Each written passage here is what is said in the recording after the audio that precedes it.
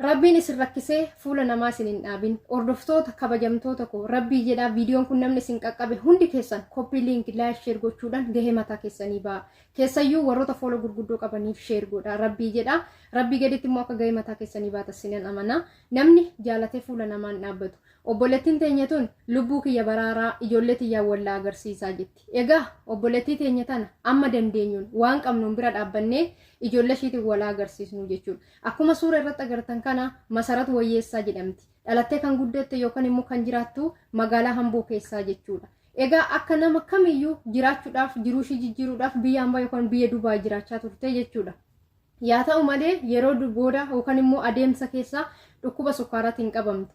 Dhukkuba kanas immoo yaalamaa turte mana yaalatti deemtee osuma yaalamaa jirtu dhukkubni kalees qabatee jechuudha. Dhukkuba kalee fi dhukkuba sukkaaraa ta'ee dhukkubni ishee baay'ee cimaa dhufee jechuudha. Haa ta'u malee gaafa ammas deebitee mana yaalatti of yaalchiftu qarshii humnaa ol yookaan immoo birri baay'ee gaafatanii jechuudha. Amma gaa akkasiyyuu ta'ee qoricha fudhattee akkasitti jireenya ishii yookaan immoo ijoollee ishii jiraachisaa turte.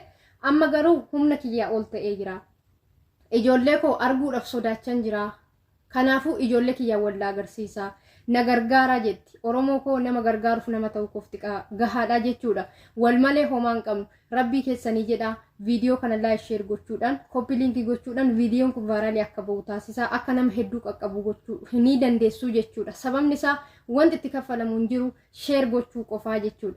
Kanaaf yoo dandeessan waan qabdaniin gargaaraa yoo hin dandeenye rabbii guddaa kadhadhaafi jechuudha. Egaa obboleettiin teenya tuni amman qaaman yookaan immoo amman ishii beeku akka nama kamittuu qaama guutuudhaan fayyaadhaan kan hojjetachaa turte jechuudha. Har'a garuu bira geessa akkasumas suura ishii kana gaafan argu wannan dubbadhu wallaalee isa dhugaa rabbiin beeku jechuudha. Kanaaf waaqayyoon maana dhibdan jedhan naaf araarami jedhu. Obboleettii teenyaafis kadhannaa keessan godhaa fi akka amantaa keessaniitti. Akkasumas viidiyoo kana sheer godhaa waan qabdaniinis obboleettii teenya tana bira dhaabbadhaa. Obboleettiin tun yaalamtee nus galateeffattee ilmoo ishii rabbii ishiitis galateeffattee ilmoo ishiittis akka nagaan galtu yaa taasisu. Wal malee homaa hin qabnu waan qabdaniin obboleettii teenya tana gargaaraa isiniin jedha. Akkasumas keessayyuu sheer godhaa. Viidiyoon kun warroota foola gurguddaa qabu bira akka ga'u obboleettiin teenya rakkina cimaa keessa dhukkuba cimaa keessa jirti jechuudha. Amma dhukkubni ishii hatta amma ijaan arguu dadhabdutti jechuudha kan ishiin dhukkubsachaa jirtu. Ija ishii ni shaffanne jechuudha. Kanaaf dhukkubichi kun dhukkuba cimaa waan ta'eef obboleettii teenya tana lubbuu ishee baraaru. Rabbii jedhaa viidiyoo keenya kan koppii liinkii naa godhaa adaraa oromummaa dhaamsa kooti. Baay'ee nama gaddisiisa. Hedduutu akka nama gaddisiisa. Obboleettiin keenya suuraa irratti argitanii kuni dhukkuba sukkaaraa fi dhukkuba kalee dhukkubsatti osoo mana akkuma anaa akkuma si mana madaamii keessa osoo hojjettu jechuudha. Odoo hojjettuu daa'ima ishee qabdi. Daa'imas hin qabdi. Daa'imas biyyaa qabdi. Osoo hojjechaa jirtu wanti kun ishee mudate. Garuu immoo mana yaalatti deddeebitee yaalamaa turte jedhama. Garuu saniinis immoo baajan ishee gahuu hin dandeenye.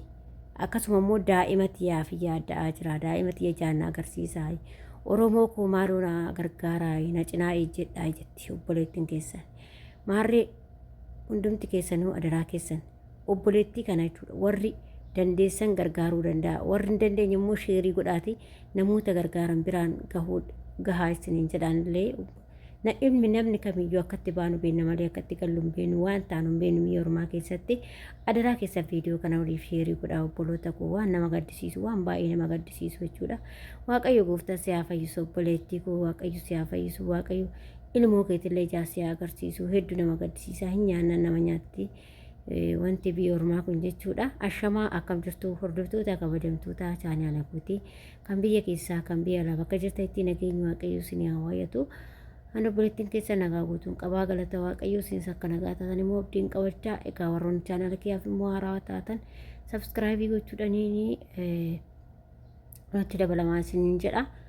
Akkasuma immoo warroonni viidiyoo kana argaa jirtanii adaraa keessan hundumti keessanii osoo waliin tuffatin osoo waliin qeeqin hundumti keetu boru anarra sirras waan gombeenu isheen obboleettiin keenyas akkuma si'iiti akkuma anaati nan dalagadheettee biyyaa baatee raattee osoo dalagachaa jirtu immoo dhibeen kun ishii qabatee dhibee irratti dhibee ta'ee hanga ijaa arguu ishii geessisuu danda'ee jira jechuudha. Kanaaf immoo Oromoo koo maaloo na galchaayii ilmootii attan galaa na yaallamii galaa jechaa jirti. akkasuma na gargaaraa jechaa jirti. Adaraa Oromoo koo waan qabdanii bira jedha. Warri immoo hin jenne kadhannaa keessanii yaadadha. Akkasuma immoo viidiyoota sheerii godhaatii namoota fiiloo gurguddaa biraan gahaa warra gargaaruu danda'an biraan jechuudha. Innaa obboleettii koo Waaqayyo si faana haa ta'u, Waaqayyo harka isaarraa qabatu, Waaqayyo si haa fayyisu. Wanni Waaqayyo hin danda'amne hin jiru waan ta'eef Waaqayyo si haa fayyisu. Hedduu nama gaddisiisa. Biyya ormaa keessatti Rabbi biyya ofii namaa nyaattu sanii Waaqayyomti nagaadhaan ishee agarchuu maatii isheetis jaana ishee agarsiisu nama daa'ima qabudha. Isiniin jedha obboleettiin keenya kun akkuma argaa jirtan jechuudha. Hedduu takka nama garaa nama nyaatte jechuudha. Dhugaa Rabbi yeroo bifa ishee duraanitii fi bifti ammaa garaagarummaa guddaa qaba jechuudha. Dhibeen eenyuufillee hin hirtu. Dhibeen daanyaa Rabbiiti. Dhibeen immoo takkitti si qabannaan waan ishiin nama gootu hin beektanii jechuudha. Muka jiidhaa gositi. Dhugaa Rabbi dhibeen kun nama gositi bara. Akka muka gogogaa karatti si gosite jechuudha. Akkuma isaan kaamciyyoon kun yeroo dura biyyaa baatu akka isheen jirtu amma immoo akka isheen jirtu laalaa isiniin jedha. Suuraa viidiyoo duraa irratti arguu dandeechan jechuudha. Inna hedduu takka nama gaddisiisaa. Waaqayyo obboleettii koo si faana haa ta'u. Waaqayyo si haa fayyisu. Nagaa ilmoo keetti si haa galchu. Akkasuma immoo ijoolleen beektan muciyyoo kana beektanis gargaaraa hanga danda'ame nama gargaaru qoftu iyyuu gahaadha. Akkasuma sheerillee gochuu hin dagatinaa. Maaliif namni 2 3 4 yoo sheerii godhe namni viidiyoo kanaa yoo sheerii godhe namni tokko akka carraa argee ishii gargaaruu danda'a waan ta'eef. Kanaaf immoo sheeriin nama fayyada. Nama biraa akka namaa taasistu taasisa jechuudha. Kanaaf adaraa keessan isiniin jedha obboloota koo walitti hin dabinaa oduu walitti hin dabin jechuudha. Maaliif nutis boru wanta hin qunnamu hin beeknu. Hundumti keenya wanta hin qunnamu hin beeknu. Biyya ormaa keessa jirra. Akkatti baanu beekna malee akkatti gallu hin beeknu. Waaqayyo nu duukaa haa ta'u. Isiniin jechuu jaaladha obboloota koo. Adaraa keessanii dhugaa hedduu nama gaddisiisa. Wanti ijoollee keenya irra gahaa jiru biyyuma hunda keessatti dararaan irra gahaa wanta adda addaatiin dhibboota garaagaraatiin qabamaa jiru. Wanni adda addaa ta'aa jiru. Biyya ormaa keessatti cinqii baay'ee argaa jiru. Kan maraachaa jiru meeqatu jira biyya kana keessatti. Dhugaa waanuma biyya Arabaa kana dubbanneef fidhu dhugaa Waaqayyo salootii godha. Akkuma amantaa keessaniitiin dhugaa Waaqaa jechuudha. Waaqayyomti nagaan nu haa galchu. Biyyi Arabaatiin takkitti si qabannaa si gasi lakkisuun beektu. Rabbi gannama lakkistu biyya Arabaa. Mee ijoolleen gannama lakkistu jirti gasi lakkistu. Har'a nan galawoo jettee homaa si hidha. Birriin isaallee achi deemtu faayiduma tokko hin qabdu. Hunda beenya bichaa nyaachaa jirti jechuudha. Innaa akkas isiniin jedha obboloota koo Waaqayyoon obboleettii keenyas ishee haa fayyisu. Waaqayyo nagaadhaan maatii isheettis firoota isheettis ittiin nagaan haa galchu. Maaliif waanuma fe'e soo ta'e namni gaafa nagaadhaan gale gaariidha jechuudha. Waaqayyo ilmoo ishee hawwitu kana ijaashii haa agarsiisu. Ilmootiyatti nagaan akka nagalchitan jetti.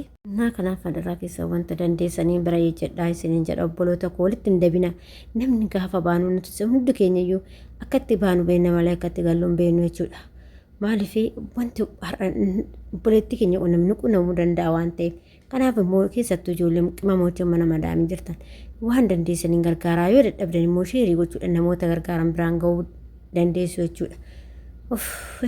Baay'ee nama gaddisiisa dhugaa Waaqayyo obboloota koo hedduun gaddee jechuudha. Maaliif jireenya biyya ormaa keessatti isheen immoo dhibeen qabdee yookaan dhibamtee dhibee tokko irratti dhibee ammas dhibee irratti dhibee baay'ee tokko nama gaddisiisa jechuudha. Waaqayyo ishee haa fayyisu. Hedduu na gaddisiisa jechuudha. Akkasiin jedha obboloota koo. Akkasuma kan warroonni immoo chaanala kee haaraa taatan saskiraayib gochuun maamila keenya taa'ee jajjabeessaa isiniin jedha. Akkasuma immoo warra ta'aa jirtanis galatooma ulfaadhaa yaada fi qeeqoo qabaattan immoo koomentii irratti barreessuu hin dagatinaa. Isiniin jaaladha isiniin kabajaa. Baay'ee.